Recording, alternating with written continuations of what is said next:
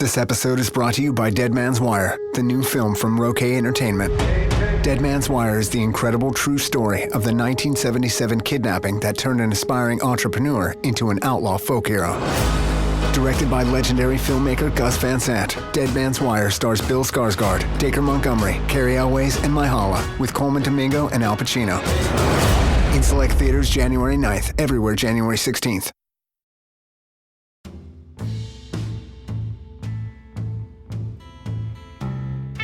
Welcome back, friends. Today, I have another treat ready for you. A conversation with a writer of television, animation, comics, and audio, Meghan Fitzmartin. And for my fellow SPN family out there, you'll recognize her name as first a writer's assistant for Supernatural, to eventually becoming a staffed writer in the final season, penning the episodes Peace of Mind and Drag Me Away From You. In this wide-ranging conversation, we discuss Meghan's career path from training to be a youth pastor to her first jobs in LA, to finally her new project, a comic series called Mary Sue. Along the way, she highlights the importance of fandom in her life and how it's impacted her storytelling. I hope you enjoy this conversation with Meghan Fitzmartin. Hi, my name is Meghan Fitzmartin. I am a writer of TV, animation, comics, and audio. And my relationship to Supernatural is previously fan and writer. I wrote on the last 2 seasons of the show. Which is like quite an exciting jump. Was it like, so first of all, how did you fall in love with the show? What about it spoke to you? Was it characters, setting?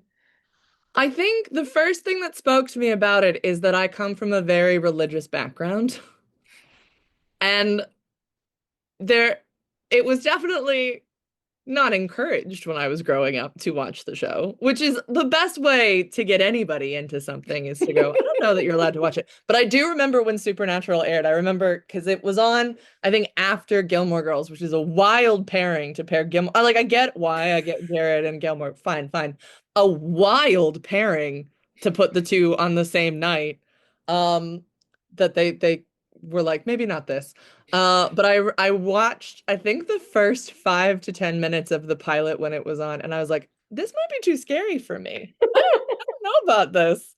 So I didn't. So I remember when it was on, and I would catch glimpses of it here and there, and then I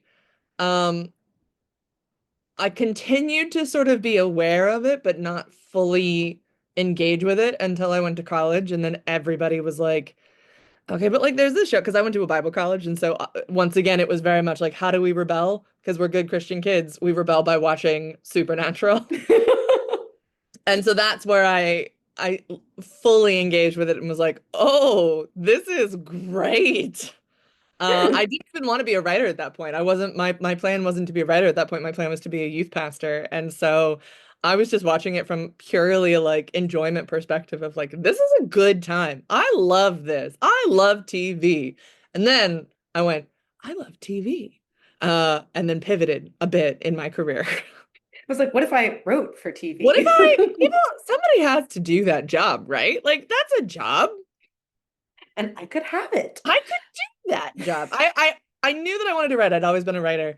But I had very much lived in the space of like, well, nobody does that for a job, right? And then I was like, well, I'll just do this other normal, highly paid thing of youth pastoring, which, you know, in retrospect, wild thought process.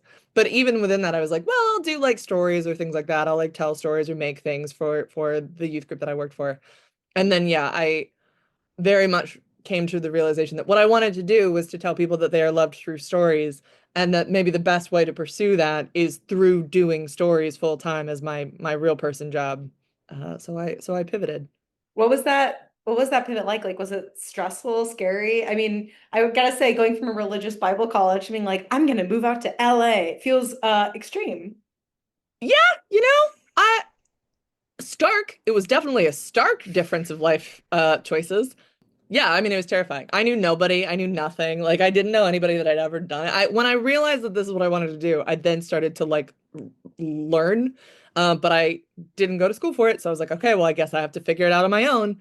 So I did a lot of research and I moved across the country to a place that I had never lived. I never lived outside Florida, which is where I'm from. Wow. So yeah, I'm a very like, what if I jump in the deep end, having never learned to swim kind of Right. person. That's sort of my trajectory on most things in life. And thus far, I've made it out okay. I've not drowned quite yet. So yeah, I was very much like, I have no clue what I'm doing, no clue who does this, no clue. Like I've never heard of anybody have ever done it before. Um, the one person who did know someone that they were related to was like warned me off as this person was actually a very, very big red flag and very bad person. And turns out years later, they were correct. And there was a whole expose about them. So I was very grateful that I didn't pursue that as a like, help me learn from Yeah. whatever. Um, so yeah, I like came to LA with nothing and no one and with a Bible degree. So it was, from there, what do you do? Earn riches immediately, obviously. Immediately, right off the bat. Yeah. Oh my gosh. Because I gotta say, I definitely always have enjoyed like writing and storytelling. And I was like, surely Yeah. that's not a career. I'll go do a PhD instead, because that's definitely Mhm. where money exists. It turns Uh-huh. out a PhD actually cuts you out of jobs because Yeah. everyone thinks you're overqualified. And you're like, That's what I've heard. it's I horrible. know. I every once in a while I'm like, should I go get my master's? And every single person I know is like, what if you didn't? What Yeah. if you didn't? I'm like, okay, all right.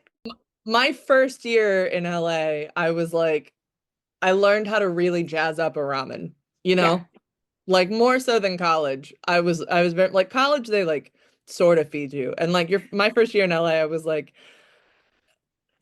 college sort of has to feed you or like give you food options, or else they're like not allowed to exist as a college or a university.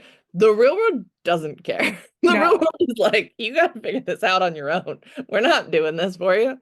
I did have a friend in my lab who joked that he was going to write an algorithm that would go through every RSS like email newsletter and find any mentions of free food and put it on his Google Calendar. And I was like, I don't think you understand how many graduate students would pay for this. Yeah, 100%. You can make bank. That's great. So you moved to Hollywood. You moved to LA. You started writing. How did you first get started, like working on Supernatural? Yeah, I moved to LA in 2011. Took survival jobs like nannying. Nannying was my big survival job, which I was really grateful for because like I said, I moved to a completely different state, at a completely different town, and a completely different side of this country.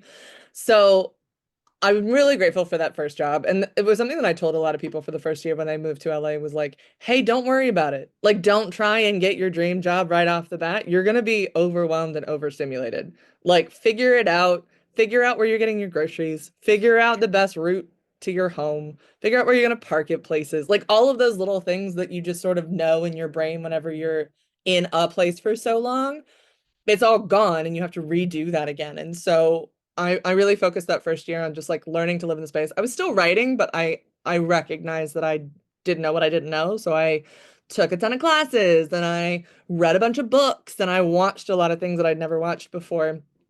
And then I jumped into my first like industry job, which was I worked I worked first as their like office PA runner technically for a theatrical marketing company, which was another really useful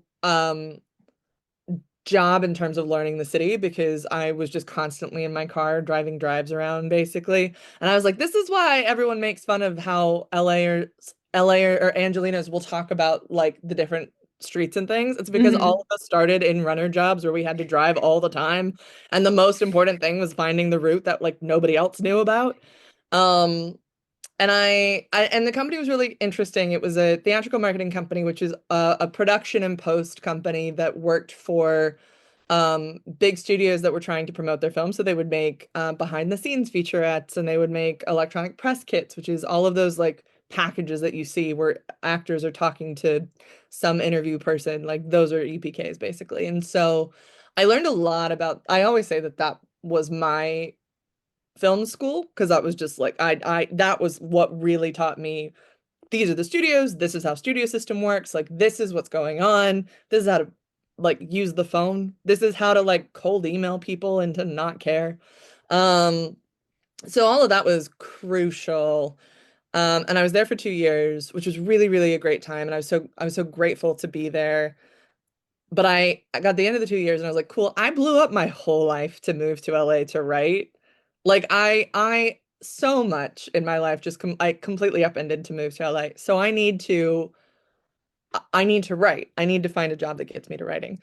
So 2015, I take a job at Warner Brothers in their TV estimating department, which is where all of the budgets and accounting and things like that go through that office. So at the time, Warner Brothers had 30 TV shows, and I was essentially working on the budgets for all of them. Like, obviously, I was like an assistant, so like not a full I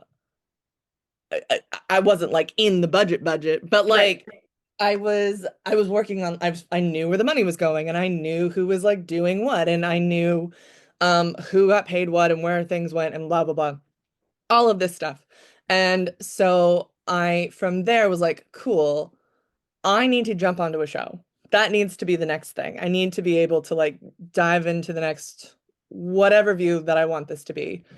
Um, and Supernatural was one of the shows that I had the budgets for that came through. So I saw everybody like I saw the like writer's PA and I saw one of the showrunner assistants and would come in and get the checks and I created relationships with them and I was like, hey, if you hear of anything, let me know.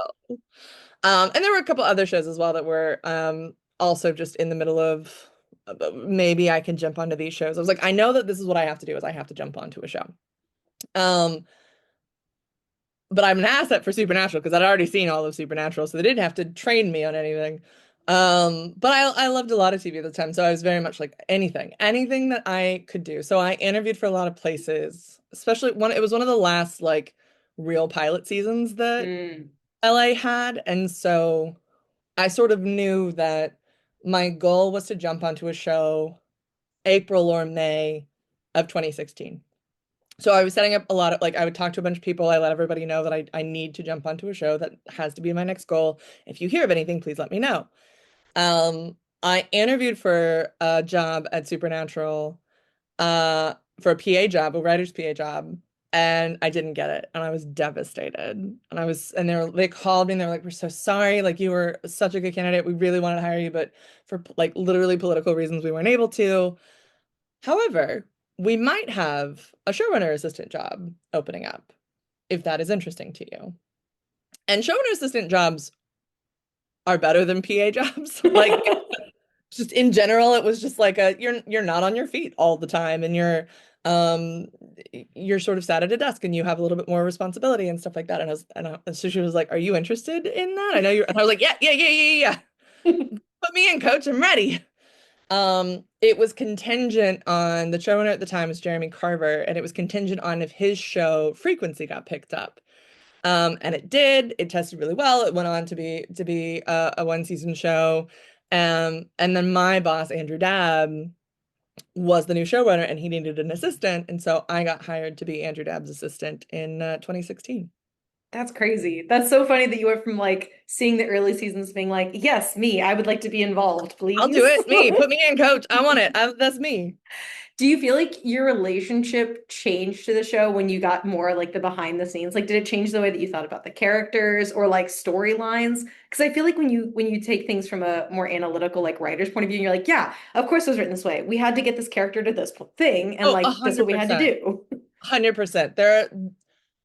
I I think from the outside of Supernatural, and really Supernatural, I think is one of the shows, especially when it was on, was really useful in terms of like teaching. Even the viewers sort of understood some of the ins and outs of like what was going on in certain choices. Like we had pretty intelligent viewers for the most part who were like, oh, okay, I can like see the points that you're making. Like it was really cool. Um, and so I and it was a show that loved genre. So if you knew genre, you can sort of understand a lot of the choices that were being made.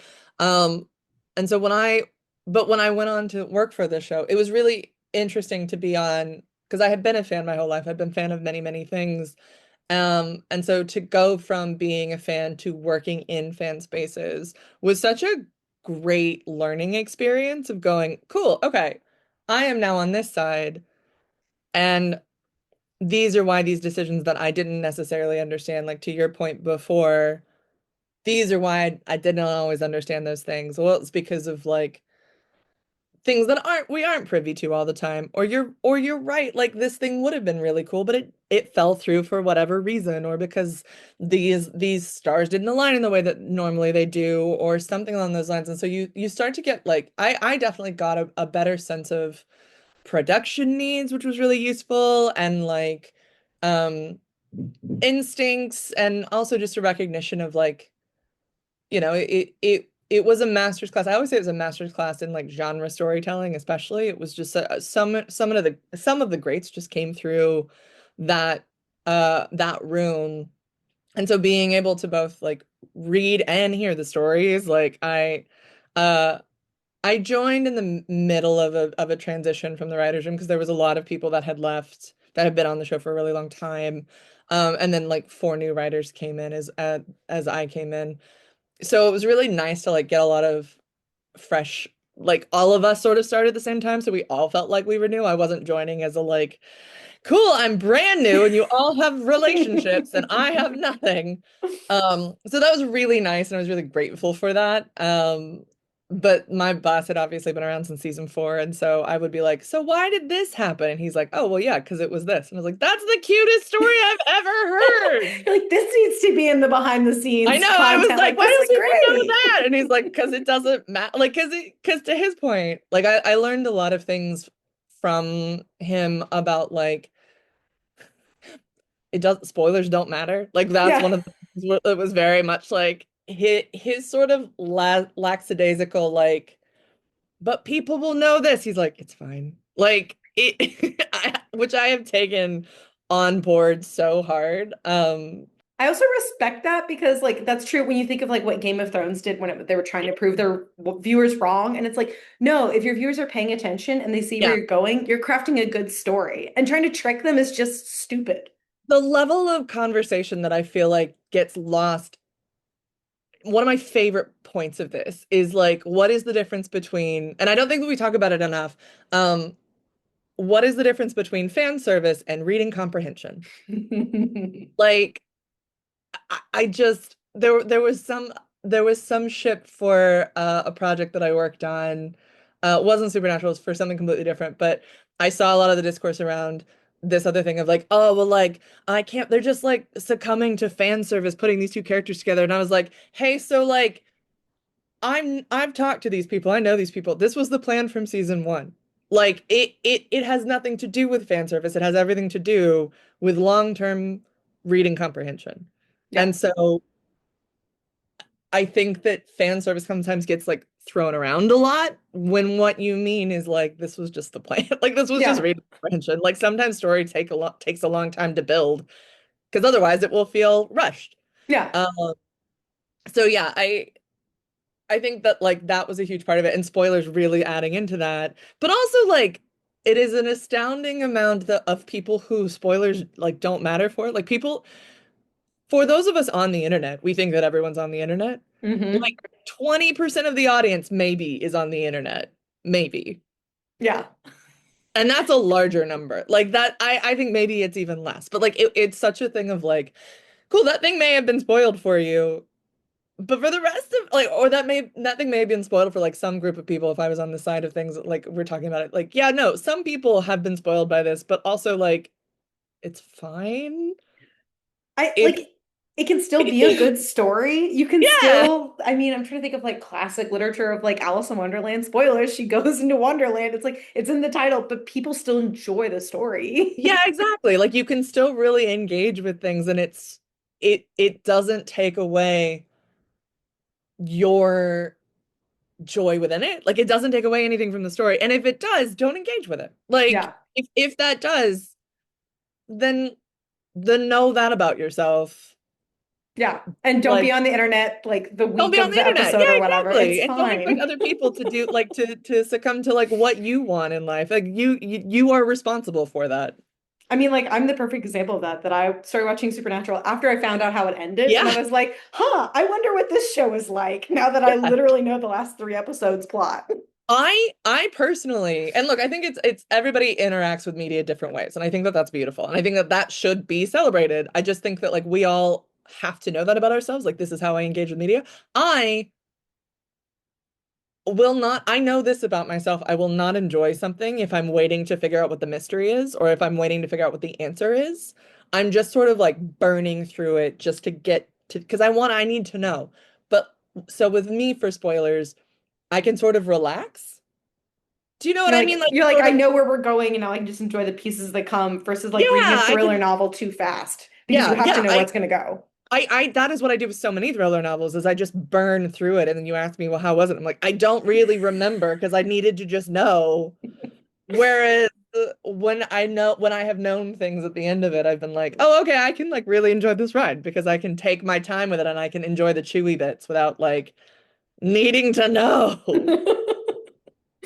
I totally get that. Yeah. It's like now I can just like enjoy like all the little references and be like, oh, I see where this is coming from. I get it. I know where they're going to tie in Yeah. now. Like, I can like enjoy the joke. I can enjoy the Easter eggs. I can enjoy the like fandomy aspects for things and like live in the world. I think that's what I'm always trying to do is live in the world.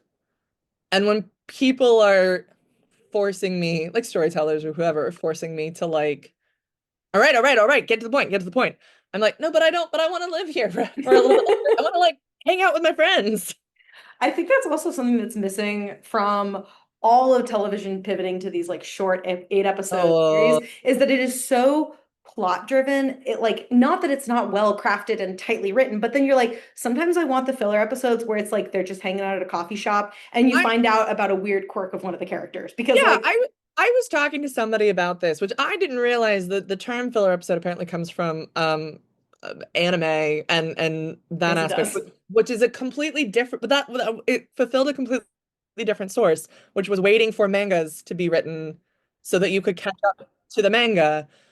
That is a completely different thing to what network television filler episodes were, which were just character based. Like they are just spaces for character. Like the if you think about the shows that are currently being watched again and again and again and again, including Supernatural, but also including Friends and including The Office, what people love about that is hanging out with their friends.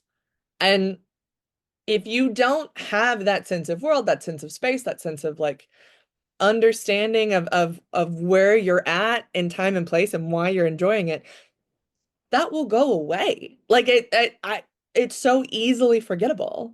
Yeah. And as a person who is constantly in search of my next fandom, I just want to live in it. Like I just want to take up that space. And you can have I always like to say my favorite version of network TV is procedural storytelling with emotional consequences, with serialized emotions, essentially. Like Supernatural, I think, is a really good example of it. You have a couple myth episodes and then you go on a really fun romp. And then you have a couple myth episodes and then you have some more fun romps. And then like you can have it both while still creating a space for those characters. I got into a lot of trouble on Supernatural Twitter. Fine. Um because somebody was like, I really want to get into this. How do I watch this? And because there was like 14, 15, no, it wasn't 15. It was like maybe 13 or 14 seasons at the time. And they were like, that's just a lot of TV. But I think I want to get into this. What do I do? And I was like, you turn on those first two seasons and have them on in the background. And so many people were like, how dare you? And those are important. I was like, no, you're not listening to me. You will be crying by the end of season two. You'll be crying by the end of season one, like let's be real, but you'll be crying if generously, you will be crying by the end of season two and you will have no idea why. Yeah. And you will go back and you will watch it and you'll be like, oh, I get it now. But what those two seasons do such an amazing job about is making you care. You are in the world and you care about that world and you care about these characters, and Jensen and Jared do an amazing job with that. And that is how you get people into it. Is just be like, throw it on the background. You've got so much time. Don't worry about it. You can just It's have it on fine. for, and then all of the sudden you were just obsessed, right? Like you were Yeah, just, that's this is, exactly how I did it. Is I was like, oh, it'll be on in the background while I'm doing yep, some easy work that doesn't require my full brain, like on my phone while I'm working at my yeah, laptop. And then all of a sudden I realized that I was just fully zoned in. I was like, oh no, 100%. this has to be its own activity. 100%. Like that is what will happen. But sometimes we need permission, especially when there's so much. Because I work in comics as well, and I get this in comics all the time where people are like, but there's so much Batman. How do I engage with Batman? And I'm like, yeah, no, that's a fair question that people ask. And having an endpoint for anyone is so crucial. And be like, no, listen, you can have it on. You don't need to worry about it. And it will get, I know it will. I have no doubt in my mind that it is some of the most bingeable television. Yeah. But you just have to like have permission to not care. And to let And it then when you go. do it, you'll be on it. I feel like another example of that is Star Trek, like especially Yeah. DS9, where you're like, ah, kind of vibes, goofy Yeah. shenanigans happening at Quark's bar, and then all of a sudden you're like, oh my God, it's Dominion War. I care so much. What's Yeah. happening? Next Like, Gen, I would say, is even the same thing. Or Voyager. Voyager makes me yeah, cry every time I watch it. Like it is absolutely that of like it's very what I would call gentle watching, which I think we all have forgotten is like the benefit of television. Like, yeah, I know. We all want like the hard, heavy hitting, whatever serious thing, I guess. I don't. I'm exhausted. I'm yeah. exhausted at the end of the day because life is very hard and difficult. I want something to like I need that brain space. I want to be entertained and by being entertained I can learn and I can grow and I can have empathy and all of those things can come through. But my job as writer is to entertain you Yeah. first and foremost. So, I, two things. One, I think it's hysterical that you're like put it on in the background because my editor for this podcast, when I first started season one about the show, yes, she was yes. like, "Oh, should I watch the show?" And I was like, "It would help for editing It purposes would, if you it had seen would. some actually." It So would be she's useful. she started watching with her husband. I came to visit to go to the first ever convention that I ever went to in Kansas City because that's where she Amazing. lives, Ooh, a good place for and she it. was like, it was great. It was like 2 nights before I was showing up, and she was like, "Yeah, so we just finished the end of season one." And her husband was like washing the dishes. He's like, "Boy, I hope our friends are okay from that car wreck." And it took her like a good 3 minutes to be like, "Oh, you meant the characters on the TV Yeah, yeah, show," yeah, which I yeah. thought was hysterical. But like you it is like that is what I find is missing from a lot of TV currently is that like I just want to care about my friends. Like Yeah, I I just just want to want be to with my meet new friends and buds. I want to care about them. Well, you brought up Supernatural Twitter, which I guess still exists. Supernatural X. Somehow that's worse. I know. No, no, I don't want that. I don't want that for any of us. How has your interactions changed with fans over the years? Has it? Has it not? Like, Yeah, I mean, I think I met more people from it, which I think was really, really nice. My fandom spaces were always like it wasn't that they were lonely. It was just that I didn't always know how to find the people. I also liked I had so many fandoms and I still to this day have like I feel like I have a friend who she was like um I'm fandom monogamous and I was like could not be me. Could never yeah. be me. I need 500 different ones at a time. Um and but a lot of those fandoms were part of the reason why I needed like a billion fandoms at a time is because there were I love the nichest of niche. And so I didn't always know how to engage with fandom until a little bit I was a little bit older. And so it was really nice actually to like be be with other people who liked it. Hmm. Um and to engage with the space into it and like to make friends within the space and like recognizing that like yes, there is a difference and I had a different level of power in that thing. I totally understand that. But I don't know, I love it. Like I genuinely to this day I'm still I completely in love with the Supernatural fandom. Like I it matters so much to me as a person, but also is just to like I learned so much from Supernatural fandom and like how how in a lot of ways it was a it, it, it was a really formative experience for all of us. It wasn't everybody's, it certainly wasn't like the first fandom, and it certainly wasn't like the thing that that taught us about slash ships, right? Like it's not where Mary Sue's come from. It's not where like all of these different things. Like God bless the fandoms that come before us, but such a specific thing for that time. And one of my favorite things ever is to watch the people that I still follow and see the fandoms that they're in now. And whenever those fandoms inevitably fall into some sort of fandom discourse, all of the like supernatural fans rise up and are like, guys, this is fine. Like, do not worry about it. We're okay. We're just okay. And I was like, I enjoy that so much. The like, no, we've been through this and we've learned our lesson and we're friends through it still. But like, I don't know, there's something really cool about it. There's something really beautiful. Yeah, I think it is interesting because like I was probably a Trekkie before I was anything else. Yeah, 'Cause, like I yeah, was for sure. raised on Star Trek and that's like such its own Yeah. fandom lore and culture. And when I got into Supernatural, because I got into it late, I was like, surely these people don't exist. I was like, oh, they're still here. Oh, I'm they're still here. really active. Yeah. And so it's been really interesting to have this like very consistently ongoing fandom 5 years, post the Yeah. show's end that I Yeah. wasn't expecting. But it's been Yeah. fun. It becomes community. It becomes like third spaces for people where it's like I just especially because I I'm always fascinated and always grateful for the things that bring us together despite all of our differences.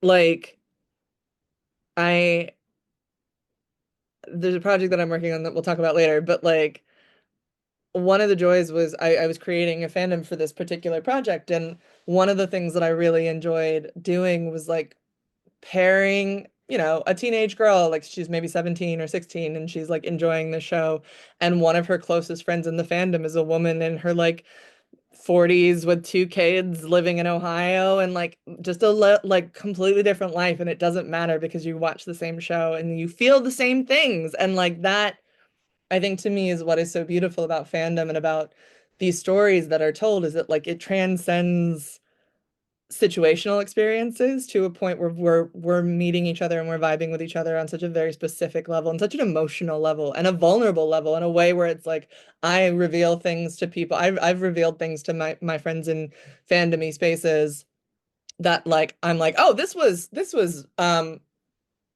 deeper than I meant to go with you. Yeah. And yet here we are. And that's great. It's so good. I feel like it's also one of the like more it has become more socially condoned. I mean, we're going to talk about Mary Sue and that whole stereotype, but like for women to have these spaces where you can all like express feelings around sexuality, women's Yeah. roles, emotional like expressions, So many like things. Yeah, I mean, like so many things within fandom. I think I find like I could talk for hours about how ABO is really interesting and how like actually part of it has so much to do more with like women feeling uncomfortable with power dynamics in relationships and how ABO sort of becomes that working out the like power dynamics of it all. And like on the surface, it gets made fun of as being very like whatever, silly, whatever. yeah. And like it's so not that. It's so like I get why people feel this way. Fine, fine, fine. But there's such a sexist element because it's like, oh well, but this is women things for women, and it's like, okay, cool, but like you're missing out on like on a wealth of humanity. Yeah. And also, it's a women's thing to be worried about power dynamics. I feel like this is Hmm. also saying something about where I you feel fear. in the Well, hierarchy. but they don't even get to that point because they don't Right. engage with it. You know what I Right. mean? Like They're like, it's I'm sorry, there are knots. I'm out. which, like, listen, fair. There are women who are like, I'm out, and I'm like, yeah, yeah, you don't have to go here. That's okay. It doesn't need to be for you.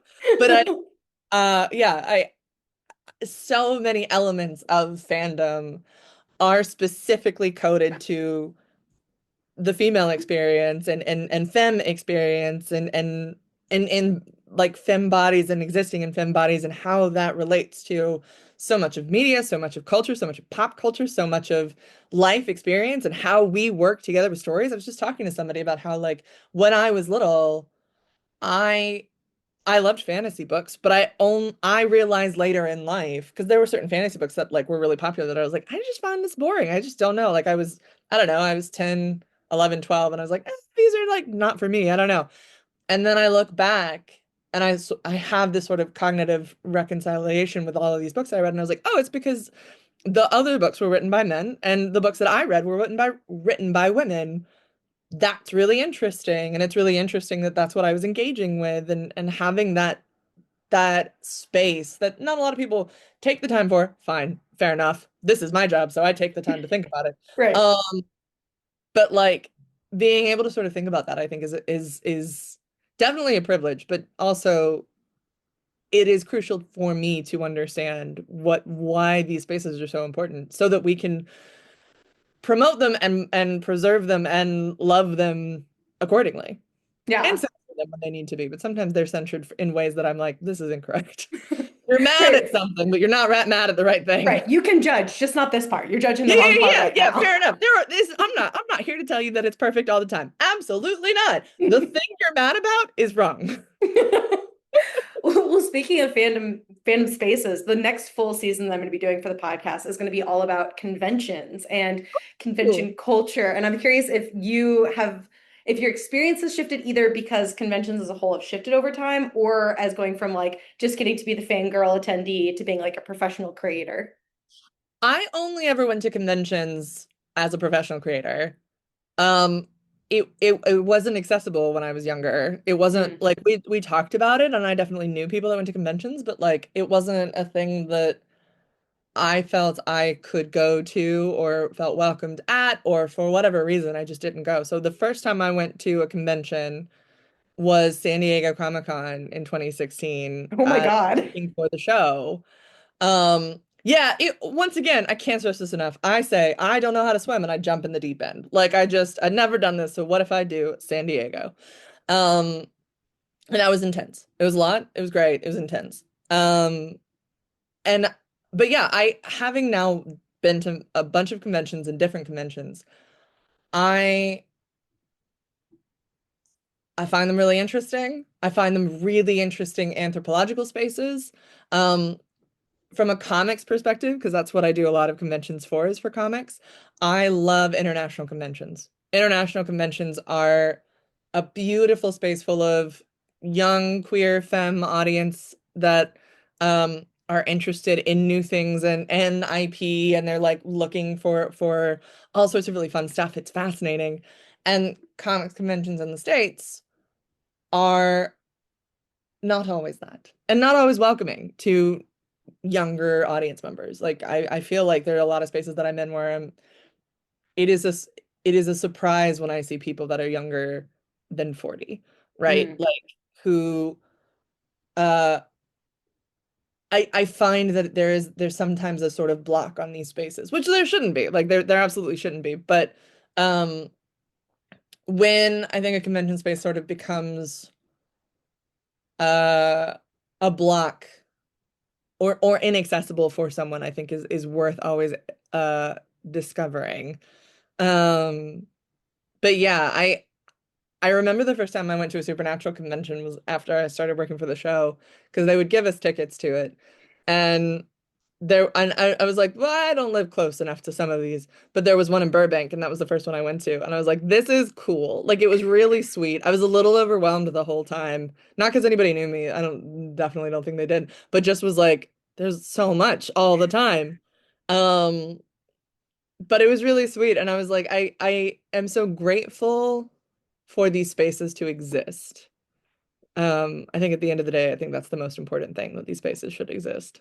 Yeah, you could get into the whole like capitalism of it all and the Oh, consumerism of it sure. all. But Yeah. like the fact that you have a physical space, so you get to be with people that share your nerdy interests, like it does end up create for, a third space in There was, some ways. I Like, think this is the thing with fandom, is that like everyone, why I understand, rightly in some cases, focuses on the negative side of things. There are absolutely negative side of things to conventions. Would not say otherwise.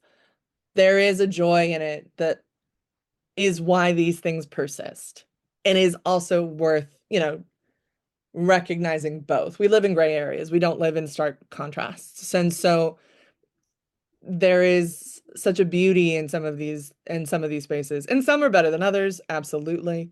Um, but there is, for a time where I think we're all desperate for community and to find community, when you have community, it is so hard to give up because you know the value of it and you know what it's like without it. That I have a lot of empathy for. I have a lot of time and space for. yeah. Yeah, I mean, I think it's why I went from like, oh, I'll go to one supernatural convention just to see what it's like to, oh Mhm. no, I go to three a year now because I get to see my friends I mean, and it's that's great. it. Like that's it at the end of the day. Like I love going to conventions, like on both sides of things because I'm like, I know I will see my friends. Like that will be a fun time for me. Literally, I'm going to Chicago this weekend of recording. And a friend of mine just texted me, another comics creator texted me being like, our tables are next to each other. Like it on both sides. It's very much like, oh, I get to see you. Like, yeah. Get to catch up. It's our fun, Yeah, little work trip. It's great. yeah, exactly. Well, speaking of upcoming conventions, you have a new project coming out, I correct? do. Yes. Yes. You want to pitch it? I do. I love nothing more than pitching. I love nothing more. Um, I will tell you all about. So it's called Mary Sue. It comes from Boom. It is a 5-issue comic series about a teenage girl who writes fanfic for a fictional TV show, and her Mary Sue comes to life when a bully bullies her. Um, and then chaos ensues. It's very much pulling from things like Barbie, from things like Life Size, if you remember the Lindsay Lohan and Tyra Oh Banks yeah. movie. But also the vibes are so strongly Josie and the Pussycats, and I just couldn't fight it. I was like, this is like it's not about a band at all, but it is about like female friendship, and it is about like the everything that Josie and the Pussycats makes me feel, I sort of put into this. But it's my love letter to fandom. It's my love letter to those of us who have forsaken sleep in order to finish that really long fanfic that has a blessed amount of 1 billion chapters and thousands and thousands of words. It is yeah, it's so much of it is I find to be so important, especially Mary Sue's. I find Mary Sue's to be so important. They get such a bad rap. And the reality is, I think that every writer has a Mary Sue. Like they're wrong if they say that they don't. I have at least three. I keep remembering other ones that come in where I'm like, oh, I had this one. I had this one. I had this one. Um, Every writer has them because the truth is they make us better humans. Mary Sue's are such a useful way for us, especially when we are younger, to work out who we want to be in the world or who we want others to be in the world. I think sometimes doesn't always get Mary Sue sometimes I think exists in the space of this is who I imagine myself to be, but also they are who we imagine other people to be or who we want other people to be. Um, and it is such a resource and it's crucial to like to writing. Like anytime anybody is writing something, I'm very much like, you should write a Mary Sue. You should write a version of this to like learn about more about yourself and your own writing style. Um, and as I was doing the research, one of the things that made me really sort of take a like a second look at things was Mary Sue, the term Mary Sue comes from a Star Trek fanzine in 1972. It was a response to all of these other people writing fan fiction about this like perfect girl that comes in and everyone loves them and they're great at everything and also they're secretly a Vulcan and like la la la. Kirk loves them and they bond with Spock and it's all great. And so the writers of the zine were like so tired of it. And fair enough. Like this was very much a reaction against the June Cleaver from Leave It to Beaver kind of reality. And so they were like, we want more than this. We deserve more than this, which is true. Um, but what I was really struck by is the same. So during that time, when the zine comes out, when this piece comes out, it is also the same year that Roe v. Wade was established. To me, it's such an interesting example of like, this is second wave feminism. This is what feminism had been working towards at this point. So it makes sense that this like ire towards Mary Sue exists because we are in the second wave feminism. We are pushing against this. But in feminism, feminism has evolved and it's become much more intersectional and has asked itself questions about itself that like really reconciles with it. Mary Sue's have existed in place and like stuck in time in this idea that we should hate them and we should push against them. They're sort of stuck in the past in this like isolated mindset that frankly becomes weaponized by men as if they do not do the same thing, as if Mary Sue's have not been around for centuries, as Yeah. if Dante's Inferno is not kind of a Mary Sue fanfic about the Bible. Like, get out of here. Get out of here. I I just have no space for that. And I think that it is in all of our best interests if we take a look at it and go, actually, this is beautiful. This is a really wonderful thing that we do because we believe in ourselves more. Like, yes, at that time, for sure, reconciled with it, like understand it. We have moved on. We have elevated ourselves out of that space. What if we look at these things now with a more kind eye and a more understanding eye and recognizing like why this is so important in fandom, and not just in fandom in real world things, but also in fandom. We don't get these things otherwise. And so, yeah, it's a lot of my own personal sort of like loves of fandom spaces and fandom things and fan fiction and the shows that make these fan fiction. I have an equal love for the book as I have for this fictional TV show that I have created for this book. So Feel like I somehow need to greenlight the show so that it can I know also exist. I was talking to somebody, I think I was talking to my editor about it, and she was like, I just love this show. And I was like, listen, this is my backdoor pilot. Surprise, multimedia empire. I'm ready. Let's go. I know 100%. I was like, it's the Mary Sue universe. Like, Oh my God, I would be super into it. I mean, like, you can make a short web series at the very least. Like, I was like, listen, I definitely have been toying around with the idea of writing fanfic for this world to like, I think it's great. I know exactly what this is. oh my gosh. Yeah, as soon as it comes out that you start dropping chapters, you're like, oh wow, look at this new thing on AO3. Surprise. I have to come up with a whole new AO3 persona though, because I can't let people know. I can't let people know that it's me. Do you know what I mean? Yeah, right. You've got to have like an anon account for Well, this yeah, one or exactly. I something. need to like anon post it so that it's like not, I mean, so that you can't see my sins. The rest of my sins. Don't worry The about rest of my those. sins. Yeah, yeah, yeah. Don't worry about the history. Just don't look at that. I'm super excited for this to come out. I think it's gonna be a fun story. And yeah, Thank you so much. I mean, the perfectly. art for it is astounding. Lisa Sturrell is our artist who's done many wonderful things. She did a book called Squad that I really loved. Yeah, she's great and she gets it. She like when we were talking about character designs, she was designing one of the characters in the TV show is a Roman vampire in modern day.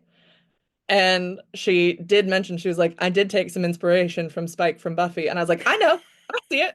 Yeah. Don't you worry. I recognize. And so much of the book and so much of the team behind the book have all existed in fandom. Like we talk for a long time about fictional tropes that we love, including the problematic ones. There's some problematic tropes that I'm like, feed me. I want this all live long day. Um, but yeah, it's nice. It's nice to like exist in the space because sometimes I find that sometimes I consume media from people that like they're interested in the space, but they're not always from the space. And so it's been nice to like really engage with other people who like grew up in the same way that I did with the same sort of fandomy uh, ups and downs that I did. Yeah, yeah. There's a difference between like, oh, we all like the same show, and it's like, oh, we like the show for different reasons, and our Yeah. like fandom grounding is different. It's harder to like talk across those Yeah. sometimes. Yeah. Like if I say like soulmate AU, do you know what I'm talking? Do you know what I mean? Like, I know what you're talking I about. mean, It's I know not a you thing do. I came up in, right? Like I'm trying to think of like the AUs. I mean, like coffee shop AUs have been popular for so freaking long. Coffee There's shop. only one bed, like all Yeah. those tropes. There's only one bed is one of my favorite tropes of all time. It to this day I think is like peak trope. Coffee shop trope, a friend of mine, that's her favorite one, and I love nothing more than to absolutely bash it. Only to her, like only really to her, because I'm like, what are you talking about? But I love that she loves it so much. Oh my God. I want to write a version of that, but it's like a trash version where someone works like a gas station subway or something instead of a cute Yes! coffee shop. Like kind of just really trash it up. Like that would be fun. 100%. I think that's absolutely it. I think that's what you got to do. I think I would be on board with that. That's so fun. Yeah, I love that like there's a surprising amount of prison AUs. That's like one Yeah. of my favorite thing to do sometimes is to like go through all the different AUs in a space and be like, why there's so many of this one? Like, Yeah. Why this? why this? Why did we go like prison's a really hot one that I'm like, okay, cool. I think one of my favorite AUs is like when it's a fantasy realm or like Once Upon a Time when Once Upon a Time was a Oh thing, like yeah. reading like what about normal versions? Like if they lived in the real world and I was like, yeah, yeah, right. What if? That's great. Give me that. There are so many funny worlds, and sometimes I can't tell if it's like there was one like iconic fanfic that came out that everybody else wants to do a version on, or if it Yeah. was like something else that was on TV. Like with Prison, I'm like, oh, was it because like Orange is the New Black was popular at the time, and everybody was like, Or was it ooh, Prison Break? Like that was the I oh you know yeah, what I mean? Like I wonder if it because like I Orange is the New Black makes a lot of sense. I think that it was Prison Break because Prison Break had a massive fandom. yeah. I always And forget. I'm sure so many people came out of that fandom and were like, but I know how to write I've done a lot of research on prisons. Let me tell And you. I feel like these guys would be great in prison. And you're like, okay, Sure, pitch me. I'll Let's read do that. it. Fine. I also love crossover AUs. I didn't think that I would, but I remember reading a like Arrow Firefly crossover fic once. Ooh, But I was like, this okay. works so well. This It works shouldn't, but it so does. well. I remember the comic Doctor Who Star Trek crossovers that I would like stumble across every Ooh, once in a while, and I was like, yeah. oh, and like recently my husband was like, did you know that there's like a comic book version of Geordie LaForge? And I was like, there are so many comic books. Yeah. Well, which version are you talking about? Yeah, I Yeah. don't even. I was like, tell me more. What Yeah, did she I need more see? information. Yeah. Yeah, I love it. It's one of my favorite things to like sort of deep dive in. Or like rare pairs. I love knowing a rare pair ship. I am the most boring of shippers that like I love a canon. Like as soon as someone is like, these people will kiss. I'm like, I'm on board. I love Great, it. let's see it. Into it. Let's see it. Let's see the kissing. Um, I accidentally tricked my parents into watching Our Flag Means Death because they were well like they done. wanted something like funny and like piratey, and I was like, it's Perfect. really Yeah. quirky and cute. And they got to the end of the season. I was on the phone with my mom, and she's like, your dad got kind of mad when they kissed. I don't think he thought it was a romance. And I was like, that is because the whole time my dad was enjoying the show, and then he was like, oh, I don't like this. I was Sir, like, sir. I don't know what to tell you. Speaking of like this goes back to the like fan servicey thing. I feel like so many people that become very angry about fan service. I'm like, I think you're mad that you just didn't pick up reading comprehension clues. Like I think that Yeah. you're mad that like the way that you view the world, you maybe have to rethink it because it this was going on and was set up. It was there, I promise. Yeah, But also I do that in real life where friends will be like, "Oh yeah, so we're dating now." I'm like, "Oh, that's really? fair. Wait, That's very fair. now it I makes sense." do. Okay, I don't know. I was gonna say I do that and I do that. I think it's different when you're writing something, when you're like literally fabricating it. Like real Right. people think I'm like real people are weird. Real people do weird things all the time that have no connection to like anything. Like that I feel less like Yeah, real people have I'm out of less like, character moments that are just like, yeah. I don't know, I None was of us having an off day. none of us have characters. Like none of us are real. Like do you know what I mean? Yeah. We couldn't this is why like whenever anybody's like my life would make a good movie or whatever, I'm like maybe, but it would be very streamlined, Yeah. which is not how anybody lives their lives. Yeah, if you cut Um, out all the nuance, sure, I'm sure we could yeah, figure I out mean, a beginning, middle, exactly. and end. That's sort of Like, the point. Yeah, all the nuance has to go in order for that to exist, which we could do, fine, but it's very different. I know, yeah. Well, are there any last thoughts that you think we should share? I do want to keep you somewhat on Oh, time-ish. you're doing great. I'm my own worst enemy when it comes to time. So you're Do you have a ship in Supernatural? Is that going to get you canceled if I ask? everything always will get me canceled in Supernatural. I was canceled so many times in that show. I say it lovingly, like it's fine. Um, I will never ever reveal my like specific ships. Never ever. You'll never find my reading history. Never ever. Um, but yeah, I think even aside from all of that, the thing I don't know, I think I have such fond feelings about it. And I have such a it's one of the things when we met at San Diego Comic-Con, I have such a like I'm so supportive of what you are doing and like the joy in this and the love of this particular thing because I will be the first person that will die on the hill of the fandom is good actually. Like there are a lot of bad things about a lot of different things and like sure, they're always going to have some bad apples and I'm not always a perfect person and neither are you. Like all of that is true, but like the humanity that shines through and truly the mental health that I think like comes out at the end of the day is is something that I am so grateful for. And, I have a very tumultuous experience, as many people do, both from the work side of things and both from like just engaging and like sort of relearning and unlearning some things and relearning things in terms of just like expectations. But at the end of the day, I I look upon it with like just such love and such admiration, um, and a continued love for the joy that it brings into the world. And an honor to be able to be a part of it in any type of way. Like, I think that is both what I try and express in the book is the importance of it and the importance of like, yeah, just like we keep writing and we keep making and we keep loving and living in these spaces because these spaces are what help us learn about ourselves. And who we want to be and who we don't want to be. Yeah, the most humanist expression of like, here are all the different Truly stories. it is. Yeah. It is exactly that. It's the most humanistic expression. And to get to live in that, I think is such an honor, that we can only do if we don't have an ego. I think that at the end of the day is a thing that I am grateful to have shed of myself and recognize that we're all really in service of story, either this or other things, but like, yeah, the story is what brings us together.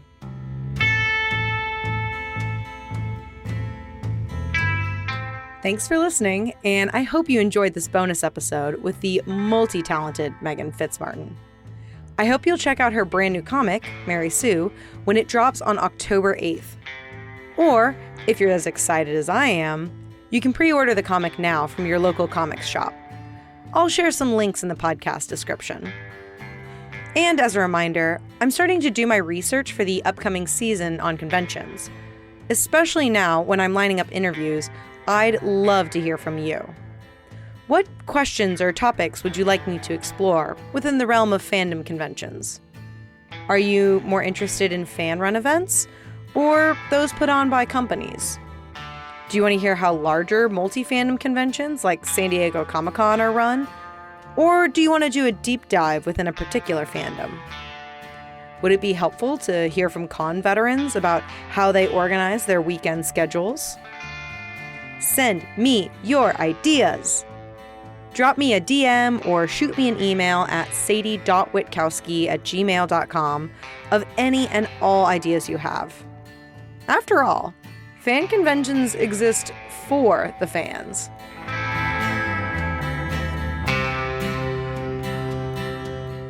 Now for the show's credits. Editorial support was provided by Dr. Anna Funk. Music was composed and performed by Chris Scott. Cover art was designed by Liz Hand. In Defense of Fandom is part of the Geekscape Podcast Network. If you like the show, giving us a review on Apple Podcasts is a great way to help support this work and help even more listeners discover us. Until next time.